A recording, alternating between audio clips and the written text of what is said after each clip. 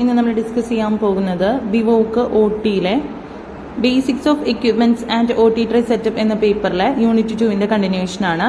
അതിൽ വരുന്നത് നമുക്ക് സർജിക്കൽ മാസ്ക്, ഇനി അടുത്തത് പറയുന്നത് സർജിക്കൽ മാസ്കിനെ കുറിച്ചാണ്. സർജിക്കൽ മാസ്കിന്റെ പർപ്പസ് നമുക്ക് എന്തിനു വേണ്ടിയിട്ടാണ്? സ്പ്ലാഷസ് അല്ലെങ്കിൽ സ്പ്രേ ഓഫ് ബോഡി ഫ്ലൂയിഡ്സ് അതൊക്കെ സ്പ്രെഡ് ആവാതിരിക്കാൻ വേണ്ടിയിട്ടാണ് നമ്മൾ മാസ്ക് യൂസ് ചെയ്യുന്നത്.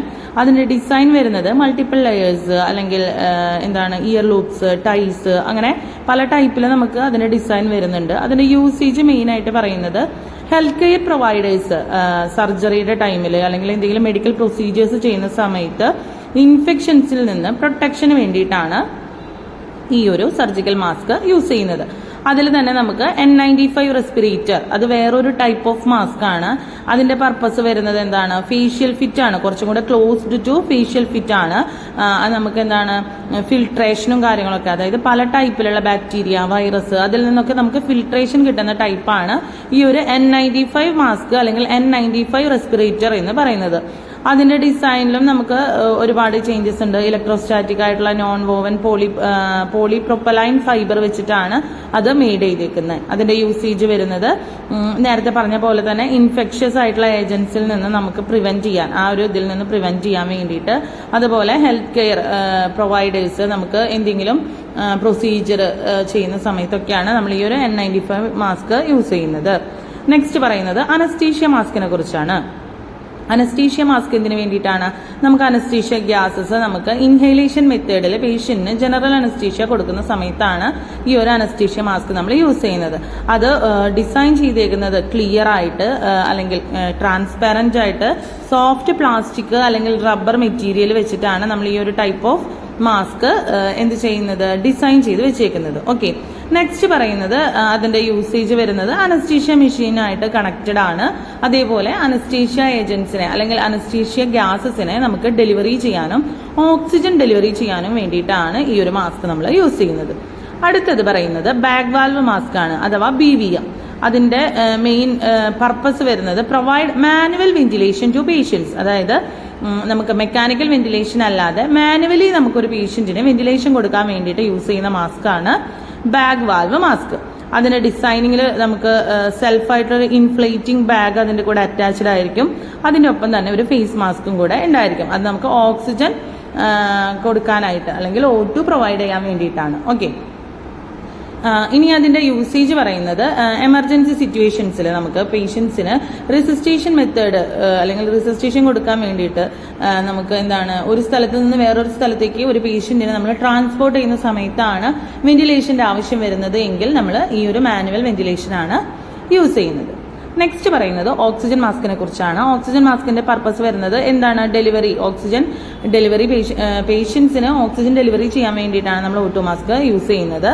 അതിന്റെ ഡിസൈനിങ് പല ടൈപ്പിലുണ്ട്. സിമ്പിൾ ഫേസ് മാസ്ക് ഉണ്ട്, വെഞ്ചുറി മാസ്ക് ഉണ്ട്, അല്ലെങ്കിൽ നോൺ ബ്രീത്തബിൾ മാസ്ക് ഉണ്ട്, അങ്ങനെ പല ടൈപ്പിൽ വരുന്നുണ്ട്. ഓക്കെ, ടൈപ്സ് ഓഫ് ഓക്സിജൻ മാസ്കിൽ നമുക്ക് ഒരു 3 ടൈപ്പാണ് പറയുന്നത്: simple face mask, venturi mask, non breathable mask. Simple face mask എന്ന് ഉദ്ദേശിക്കുന്നത് എന്താണ്? നോർമലി നമ്മൾ ഓക്സിജൻ ഡെലിവറി ചെയ്യുന്ന മാസ്ക്. ഓക്സിജൻ കോൺസെൻട്രേഷൻ എങ്ങനെയാണ് എന്നുള്ളത് നോക്കി, റൂമിന്റെ എയർ, നമ്മൾ കിടക്കുന്ന റൂമിന്റെ എയറും കാര്യങ്ങളും നോക്കി അതിന്റെ കോൺസെൻട്രേഷനും കാര്യങ്ങളൊക്കെ സെറ്റ് ചെയ്യുന്ന ടൈപ്പിലുള്ള മാസ്ക് ആണ് വെഞ്ചുറി മാസ്ക്. നോൺ റീബ്രീത്തബിൾ മാസ്ക് എന്ന് ഉദ്ദേശിക്കുന്നത് അതായത് നമ്മൾ ബ്രീത്ത് ചെയ്തതിന് ശേഷം CO2 എക്സേൽ ചെയ്യുന്നതിന് അത് പിന്നെ നമ്മൾ റീബ്രീത്ത് ചെയ്യാതിരിക്കാൻ വേണ്ടിയിട്ടുള്ള ടൈപ്പ് ഓഫ് മാസ്ക് ആണ് നോൺ റീബ്രീത്തബിൾ മാസ്ക് എന്ന് ഉദ്ദേശിക്കുന്നത്. ഓക്കെ, നെക്സ്റ്റ് പറയുന്നത് CPAP അല്ലെങ്കിൽ BiPAP മാസ്ക്. അതായത് നമുക്ക് കണ്ടിന്യൂസ് പോസിറ്റീവ് എയർ പ്രഷർ ആണ് അതിൽ ഉദ്ദേശിക്കുന്നത്. പിന്നെ പറയുന്നത് BiPAP, അതായത് നമുക്ക് ബൈ ലെവൽ അല്ലെങ്കിൽ positive airway pressure bi level ആയിട്ട് കൊടുക്കുന്ന ആ ഒരു മാസ്ക് ആണ് നമുക്ക് CPAP അഥവാ BiPAP മാസ്ക് എന്നതുകൊണ്ട് ഉദ്ദേശിക്കുന്നത്. ഓക്കെ, അതിന്റെ ഡിസൈൻ വരുന്നത് അതിനൊരു നീസൽ മാസ്ക് ഉണ്ടായിരിക്കും, മൗത്ത്, നോസ്, അതും ഫുള്ള് കവർ ചെയ്യുന്ന മാസ്ക് ആയിരിക്കും. നോസ്ട്രിൽസ് അല്ലെങ്കിൽ നോസ്ട്രിൽസിലേക്ക് നമുക്ക് ട്യൂബ് പോലെ ഇടാൻ പറ്റുന്ന ടൈപ്പും ഉണ്ട് അതിൽ എന്നാണ് പറയുന്നത്. നെക്സ്റ്റ് പറയുന്നത് നെബുലൈസർ മാസ്ക് ആണ്. എന്തിനു വേണ്ടിയിട്ടാണ് നെബുലൈസർ മാസ്ക് നമ്മൾ യൂസ് ചെയ്യുന്നത്? നെബുലൈസേഷൻ എന്ന് പറഞ്ഞു കഴിഞ്ഞാൽ എന്താണ്? നമുക്ക് ഒരു റെസ്പിറേറ്ററി ഏരിയയിൽ എന്തെങ്കിലും ബുദ്ധിമുട്ടുകളോ അല്ലെങ്കിൽ ബ്ലോക്കോ കാര്യങ്ങളൊക്കെ വരുന്നുണ്ടെങ്കിൽ മെഡിക്കേഷൻസ് അല്ലെങ്കിൽ റെസ്പിറേഷൻ ചെയ്യുന്നത് വഴി മെഡിക്കേഷൻസ് നമുക്ക് ഈ ആസ്മ പേഷ്യൻസിന് അല്ലെങ്കിൽ ക്രോണിക് ഒബ്സ്ട്രക്റ്റീവ് പൾമണറി ഡിസീസസ് ഒക്കെ ഉള്ള പേഷ്യൻസിന് നമ്മൾക്ക് ഈ ഒരു നെബു മാസ്ക് യൂസ് ചെയ്യേണ്ടി വരും. ഓക്കെ, അതിന്റെ ഡിസൈൻ വരുന്നത് പ്ലാസ്റ്റിക് അല്ലെങ്കിൽ സോഫ്റ്റ് ആയിട്ടുള്ള ഒരു പ്ലാസ്റ്റിക് മെറ്റീരിയൽ വെച്ചിട്ടാണ്. ക്ലിയർ ട്രാൻസ്പെറന്റ് ആണ് വരുന്നത്. നോസും മൗത്തും കവർ ചെയ്യുന്ന വിധത്തിലാണ് നെബുലൈസേഷൻ മാസ്ക് വരുന്നത്. ഓക്കെ, ഈ ഒരു നെബുലൈസേഷൻ മാസ്കിന്റെ പ്രത്യേകത എന്താണെന്ന് വെച്ചാൽ ലിക്വിഡ് മെഡിക്കേഷൻസിനെ, അതിന്റെ മെയിൻ യൂസേജ് ആണ് പറയുന്നത്, ലിക്വിഡ് മെഡിക്കേഷൻസിനെ നമുക്ക് മിസ്റ്റായിട്ട് കൺവേർട്ട് ചെയ്ത് നമുക്ക് ഇൻഹെയിൽ ചെയ്യാൻ പറ്റും എന്നുള്ളതാണ് നെബുലൈസേഷൻ മാസ്കിന്റെ പ്രത്യേകത. ഓക്കെ, ഇനി നെക്സ്റ്റ് പറയുന്നത് ഹൈ ഫ്ലോ നേസൽ കാനുലയാണ്. അത് നമുക്ക് ഹൈ ഫ്ലോയിൽ വരുന്ന ഹ്യൂമിഡിഫൈഡ് ആയിട്ടുള്ള ഓക്സിജൻ നമുക്ക് ട്യൂബ് വഴി പേഷ്യൻസിന് കൊടുക്കാൻ വേണ്ടിയിട്ടാണ് നമ്മൾ high flow nasal cannula use ചെയ്യുന്നത്. ഓക്കെ, അതുപോലെ തന്നെ നമുക്ക് ഓരോ ഇതിനും ഓരോ മാസ്കിനും നമുക്ക് ഒരുപാട് ടൈപ്പ് ഓഫ് ഫിൽറ്റേഴ്സ് വരുന്നുണ്ട്. അതിൽ പല ടൈപ്പ് പറയുന്നുണ്ട്.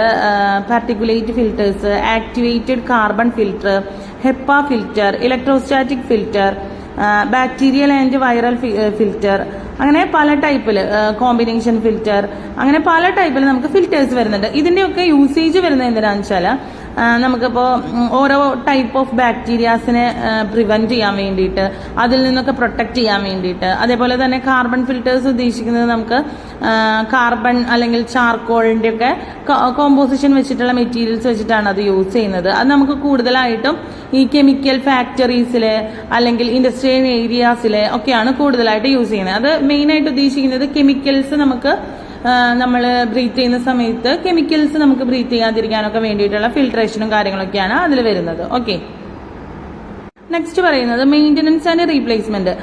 നമുക്ക് പല ടൈപ്പിലുള്ള മാസ്കുകൾ ഉണ്ടെങ്കിലും കൂടെ ഒരുവിധ മാസ്കുകളൊക്കെ നമുക്ക് എന്താണ് ഡിസ്പോസിബിൾ മാസ്കുകളായിട്ടാണ് വരുന്നത്.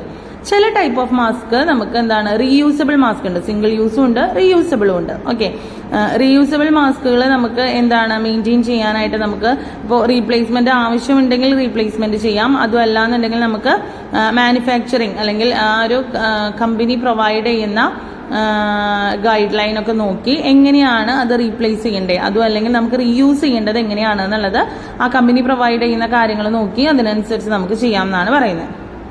ഓക്കെ.